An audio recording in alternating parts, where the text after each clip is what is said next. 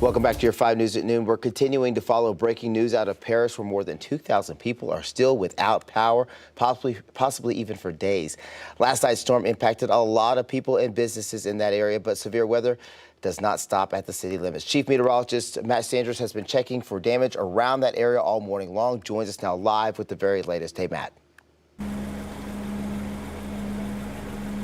So right now we're inside the city of Paris. We're just a couple blocks north of downtown, but the damage extends all the way into the countryside as well, almost all the way to I-40 when you're hopping there off at Ozark. But here on Chisholm Street, you're just walking around, you're going to find several tree limbs, lots of branches, but you're also going to find shingles that have been ripped off some of the roofs of some of these homes, because right there around midnight we had a huge gust of wind. You know, it could be estimating 70, 80 plus miles per hour as it just blew through in Paris.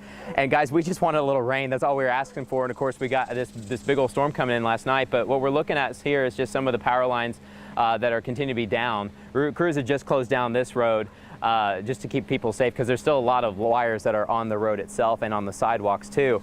But the damage extends north of town. We just hit 309 and we headed north, and some of the roads are blocked still at this hour, because check out this. This shows you some of the power lines that are down there by some of the countryside, some of the pastures. In fact, you're going to see some just kind of pieces of twisted metal. That was from a barn that was just across the street. We'll show you that in a second. But those pieces were just scattered out. You can see the cows just kind of around them as well in some of these video shots that we have.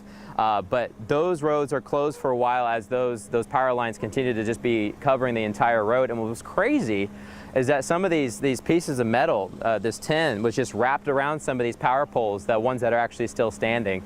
But there's a lot of trees down in the countryside as well. You just got to take it easy. It's not just as a quick cruise down the country road anymore, just because sometimes you've got a tree blocking half the road and you got to watch as you're trying to pass and things like that. So it's going to be a very busy day of cleanup, and we're trying to clean up as fast as possible because, guys, this sun is intense. We've got temperatures that are going to be climbing into the hundreds here very shortly. In fact, meteorologist Stephen Elmore is going to have an update on this heat and how long this heat may last here in Logan County and throughout all of western Arkansas and eastern Oklahoma. Stephen.